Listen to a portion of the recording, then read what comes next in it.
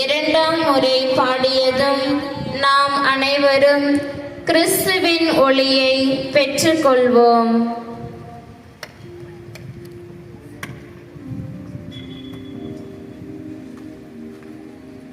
கிறிஸ்துவின் ஒளிதோ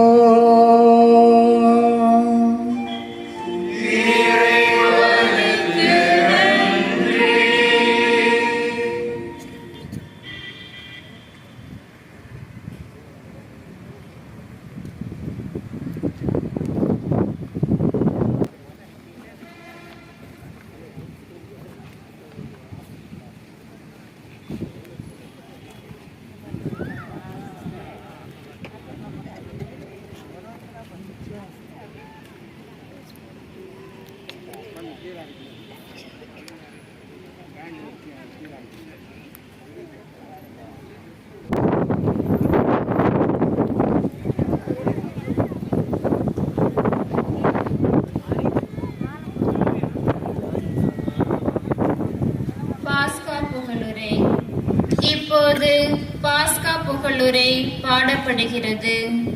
அன்று பார்வோனின் அடிமை தலையிலிருந்து விடுதலை பெற்று செங்கடலை கடந்து சென்ற இஸ்ரேல் மக்கள் நன்றி உணர்வோடு இறைவனை போற்றி பாடினர்.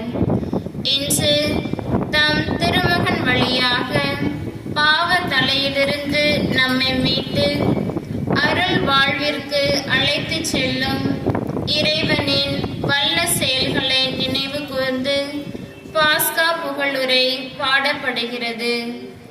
நாம் அனைவரும் எரியும் திரிகளை கையில் பிடித்து அப்புகழுரையை கவனமுடன் கேட்போம்.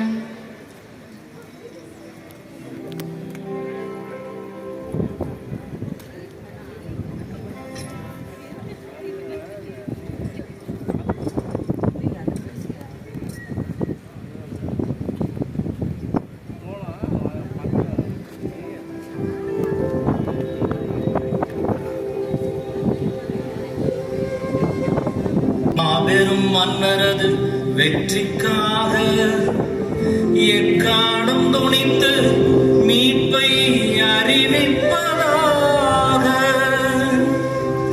இப்பெரும் சுடர்களால் ஒளி வீச பெற்று இவ்வுலகம் பெருமகிழ்ச்சி கொள்வதாக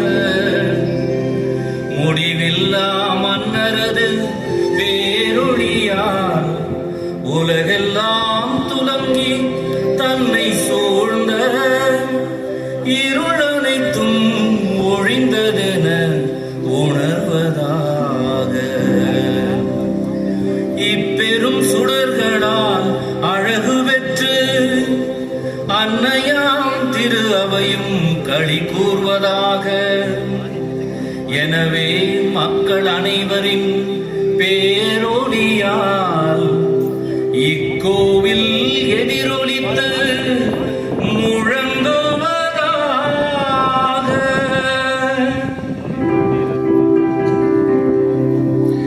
ஆண்டவர் உங்களோடு இருப்பாராக.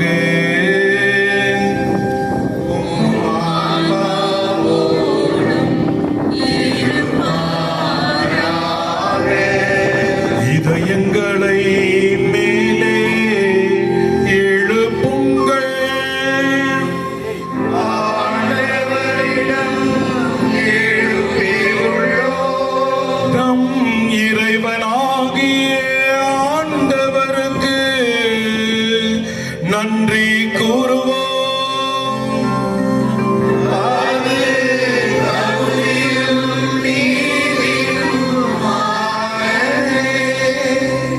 கண்ணுக்கு புலப்படாத இறைவனாகிய எல்லாம் வல்ல தந்தையையும் அவருடைய ஒரே மகனாகிய நம் ஆண்டவர் இயேசு கிறிஸ்துவையும் இதய பற்றுதலோடும் முழு மனதோடும் வாயார பாடி புகழ்வது மெய்யாகவே தகுதியும் நீதியும் ஆகும். ஆதாமினால் வந்த கடனை கிறிஸ்துவே என்றும் உள்ள தந்தைக்கு நமது பெயரால் செலுத்தி பாவத்துக்கு உரிய கடன் சீட்டை தாம் சிந்திய திரு ரத்தத்தால் அழித்து விட்டார். தன் பணியாளரின் கையால் மிகச் சிறப்புடன் உமக்கு ஒப்பு கொடுத்து மாலை பலி செலுத்துகின்றது. இறைவனின் மாட்சிக்காக செந்தழலாய் சுடர் விட்டெறியும் இந்த நெருப்பு தூணின் பெருமையை அறிந்திருக்கின்றோம். இத்தீயிலிருந்து பல விளக்குகளை ஏற்ற தன் ஒளியிலிருந்து பங்கு கொடுத்தாலும் அது குறைவுபடுவதில்லை. ஏனெனில் தாய் தேனி தந்த மெழுகு உருகுவதால் உயர் மதிப்புள்ள தீ வளர்க்கப்படுகின்றது. விண்ணுக்கு உரியவை மண்ணுக்கு உரியவையோடும் கடவுளுக்கு உரியவை மனிதருக்கு உரியவையோடும் இணைந்தது மெய்யாகவே பேறு பெற்ற இந்த இரவிலேதான். எனவே ஆண்டவரே, உம்மை வேண்டுகிறோம். உமது பெயரின் மாட்சிக்காக நேர்ந்தளிக்கப்பட்ட இந்த மெழுகுதிரி இவ்விரவின் இருளை ஒழிக்குமாறு குறைவுபடாமல் நின்று எரிவதாக. இது இனிமை தரும் நறுமணமாக ஏற்கப்பட்டு விண்ணக விளக்குகளுடன் கலந்து கொள்வதாக. விடிவெள்ளி எழும்போதும் இது சுடர்விட்டு எரிவதாக. ஒருபோதும் மறையாத இந்த விடிவெள்ளி உம் திருமகன் கிறிஸ்துவேதான். பாதாளத்தில் இருந்து திரும்பி வந்து மனித இனத்தின் மீது அமைதியுடன் ஒளி வீசி என்றென்றும் வாழ்ந்து ஆட்சி செய்கின்றவர் அவரே.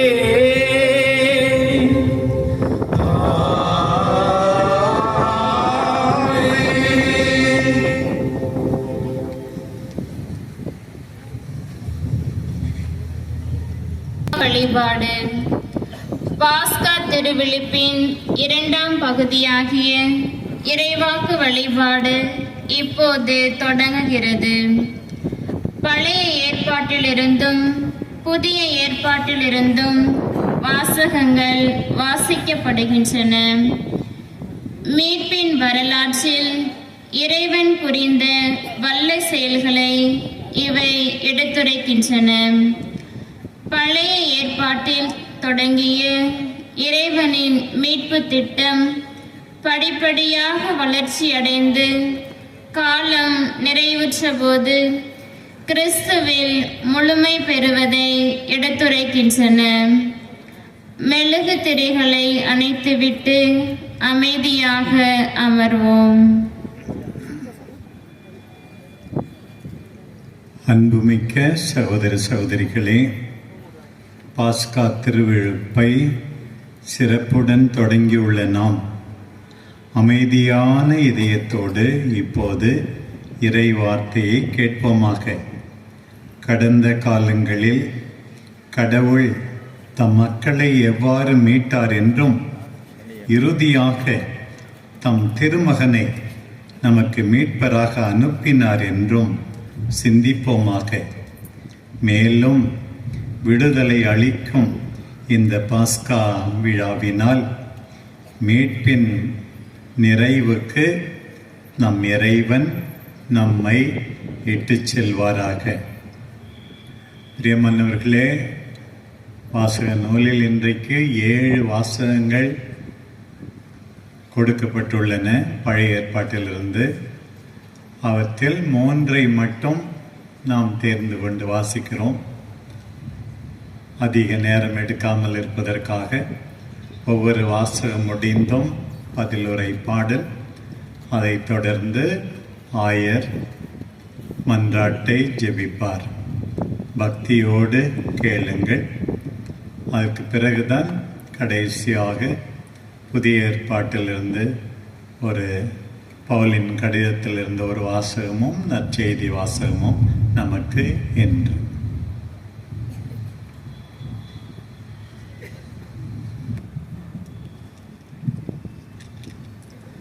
முதல் வாசகம்.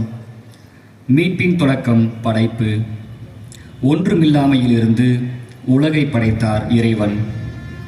படைப்பின் சிகரமாக மனிதனை படைத்தார். இவ்வாறு தமது படைப்புச் செயல்கள் வழியாக உலகோடும் மனிதரோடும் அன்புறவு கொள்ளும் ஆற்றல் மிகு இறைவனை முதல் வாசகத்தின் வழியாக சந்திப்போம்.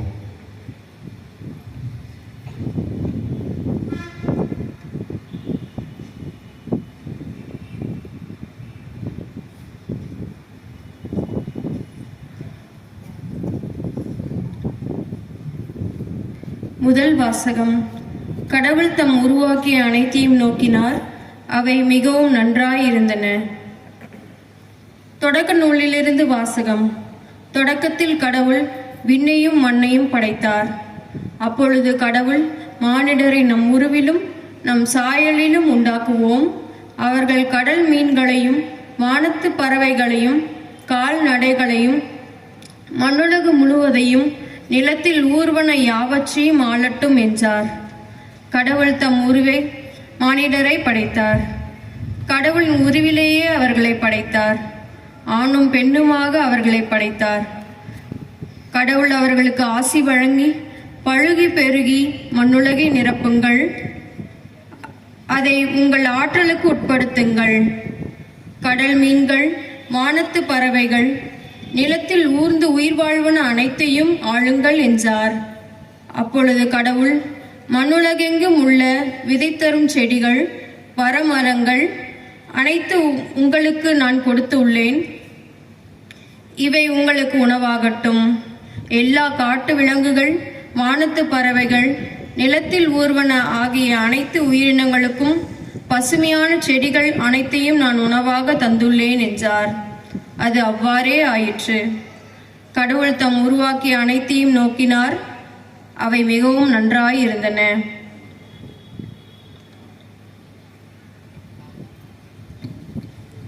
ஆண்டவரின் அருள்வாக்கு. இறைவா உமக்கு நன்றி.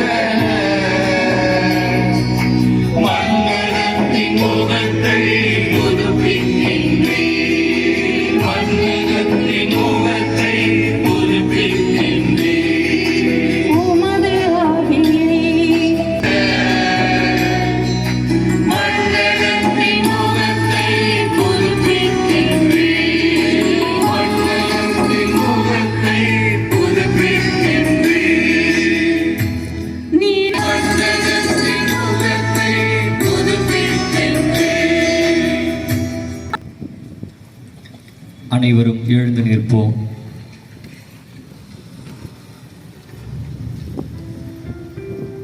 மன்றாடுவோமாக.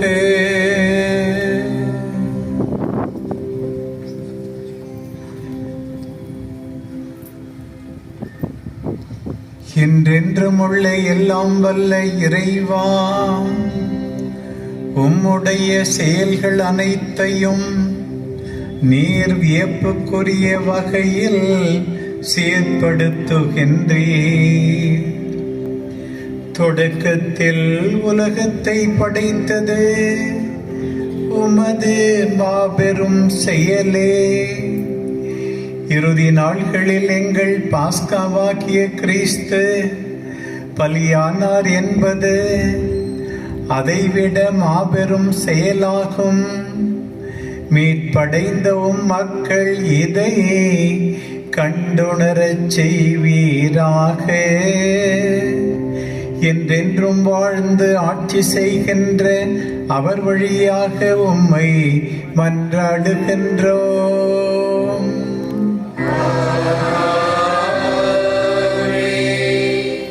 அனைவர் அவர்களின் அடிமை வாழ்வை வேர் அறுத்தார். அவர்களை உரிமை வாழ்விற்கு அழைத்துச் சென்றார். இது எவ்வாறு நிகழ்ந்தது என்பதை இவ்வாசகம் நமக்கு கூறுகிறது.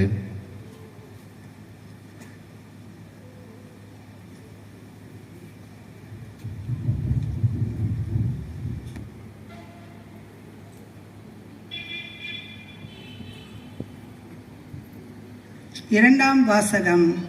விடுதலை பயண நூலிலிருந்து வாசகம்.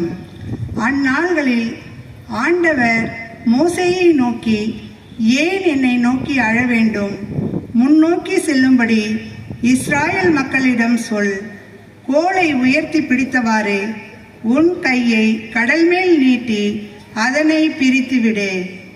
இஸ்ராயல் மக்கள் கடல் நடுவே உலர்ந்த தரையில் நடந்து செல்வார்கள்.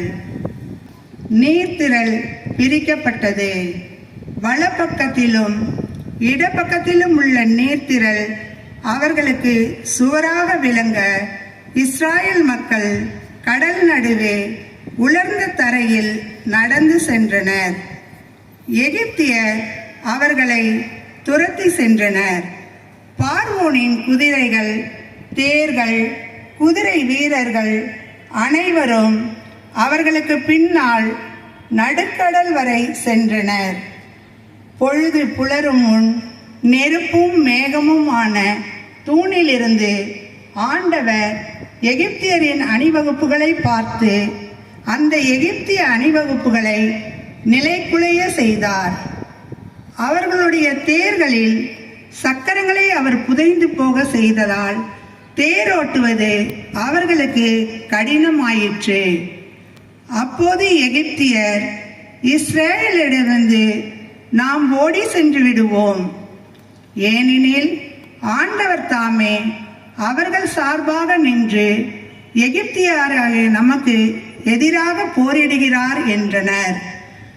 ஆண்டவர் மோசேயை நோக்கி, நீர்த்திரள் எகிப்தியர் மேலும் அவர்கள் தேர்கள், குதிரை வீரர் அனைவர் மேலும் திரும்பி வர செய்வதற்காக உன் கையை கடல் மேல் நீட்டு என்றார். மோசே தம் கையை கடல் மேல் நீட்டவே காலையில் விடியும் நேரத்தில் கடல் தன் முன்னைய நிலைமைக்கு திரும்பி வந்தது.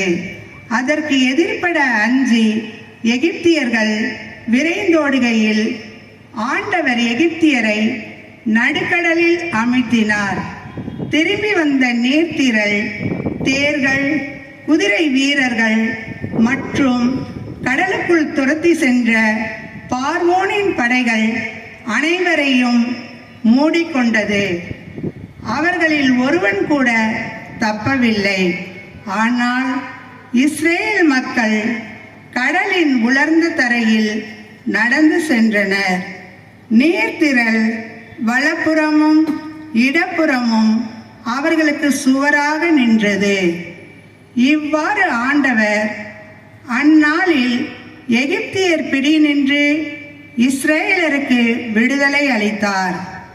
கடற்கரையில் எகிப்தியர் செத்து கிடப்பதை இஸ்ரேலர் கண்டனர். எகிப்தியருக்கு எதிராக ஆண்டவர் கைவன்மையை காட்டி செயல் புரிந்ததை உணர்ந்து ஆண்டவர் மீது மக்கள் அச்சம் கொண்டனர். மேலும் அவர்கள் ஆண்டவரிடமும் அவர் அடியார் மோசேயிடமும் நம்பிக்கை வைத்தனர்.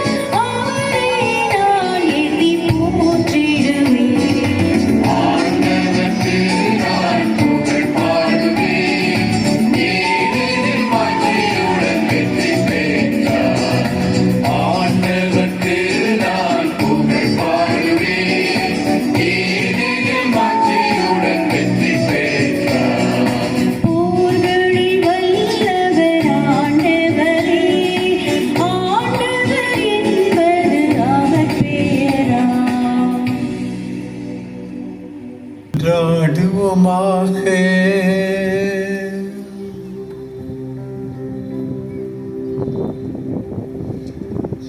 இறைவா, நீர் முற்காலத்தில் ஆற்றிய அருஞ்செயல்கள் எங்கள் காலத்திலும் தொடர்வதை உணர்கின்றோம்.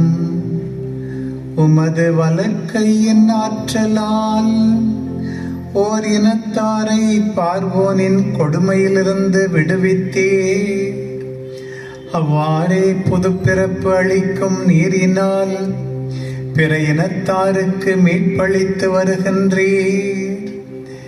எனவே உலக மாந்தர் அனைவரும் உமது அருளினால் அபிரகாமின் மக்களாகி இஸ்ராயேல் இனத்தாருக்கு உரிய மேன்மையின் முழுமையை அடையச் செய்வீராக.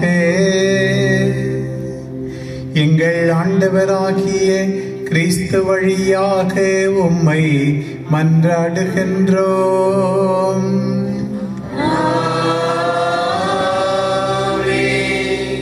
அனைவரும் அமருவோம். இருப்பினும் அன்பு மிகுதியால் இறைவன் அவர்களை மீட்க ஆவல் கொண்டார். அவர்கள் மூன்றாம் வாசகம். இறைவாக்கினர் எசேக்கியேல் நூலிலிருந்து வாசகம். ஆண்டவரின் வாக்கு எனக்கு அருளப்பட்டது.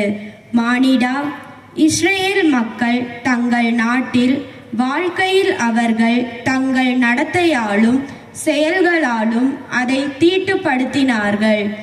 எனவே நான் என் சினத்தை அவர்கள் மேல் கொட்டினேன்.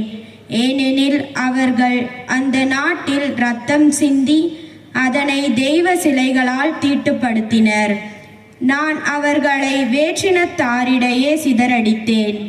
அவர்கள் நாடுகள் எங்கும் சிதறுண்டு போயினர். அவர்களின் நடத்தைக்கேற்பவும் செயல்களுக்கேற்பவும் அவர்களுக்கு தீர்ப்பிட்டேன். வேற்றினத்தாரிடையே அவர்கள் எங்கு சென்றாலும் என் திருப்பெயரை தீட்டுப்படுத்தினர்.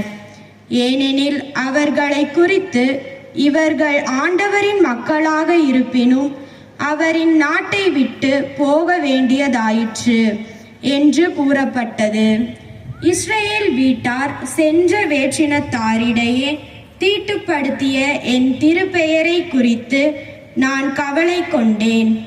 எனவே இஸ்ரேல் வீட்டாருக்கு சொல், தலைவராகிய ஆண்டவர் கூறுவது இதுவே: இஸ்ரேல் வீட்டாரே, நான் இவ்விதம் செயலாற்றுவது உங்களை முன்னிட்டு அல்ல, மாறாக நீங்கள் சென்ற இடங்களில் வேற்றினத்தாரிடையே தீட்டுப்படுத்திய என் திருப்பெயரை முன்னிட்டு இவ்விதம் செயலாற்றுகிறேன்.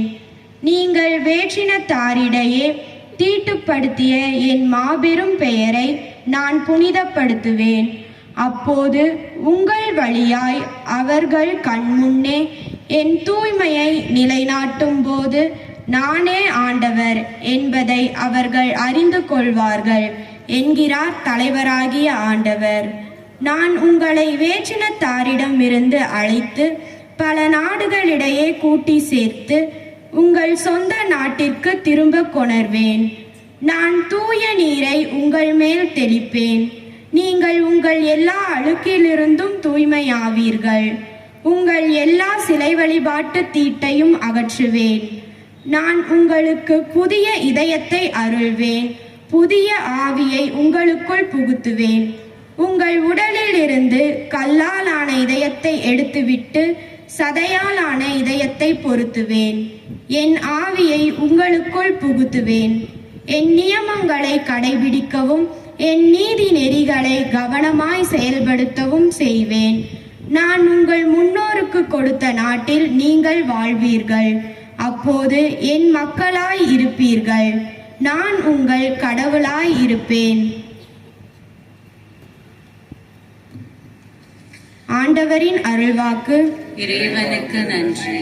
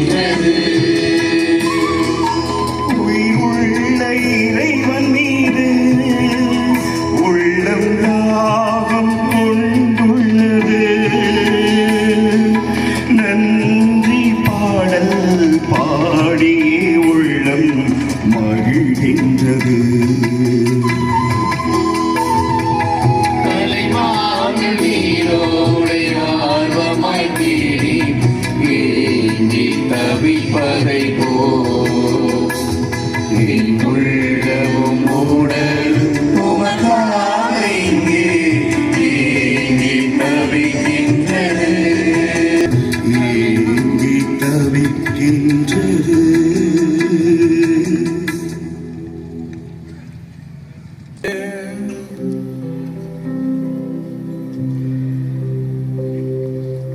இறைவா,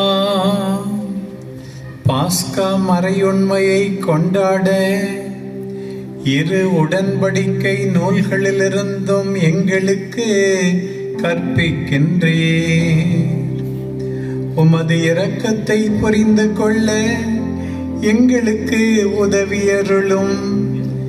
இவ்வாறு இக்காலத்திலும் அருள் கொடைகளை அறிந்து கொள்ளும் நாங்கள் வர இருக்கும் கொடைகளை உறுதியாய் எதிர்பார்த்திருக்க செய்வீராக. எங்கள் ஆண்டவராகிய கிறிஸ்து வழியாக உம்மை மன்றாடுகின்றோம்.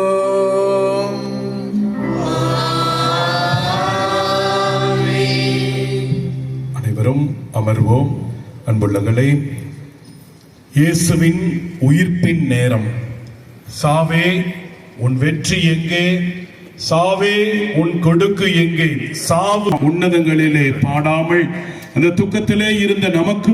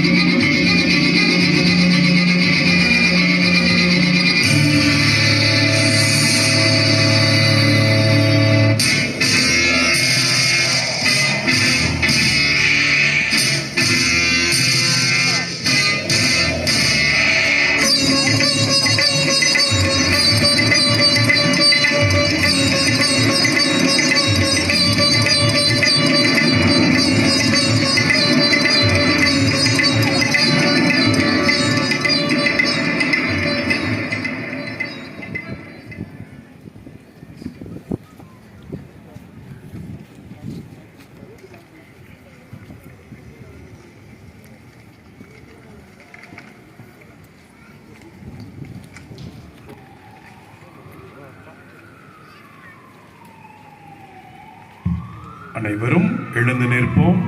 உன்னதங்களிலே மகிமையான பாடலை வானவர்களுடன் இணைந்து பாடி மகிழ்வோம். அனைத்து ஒளிகளையும் நாம் உலக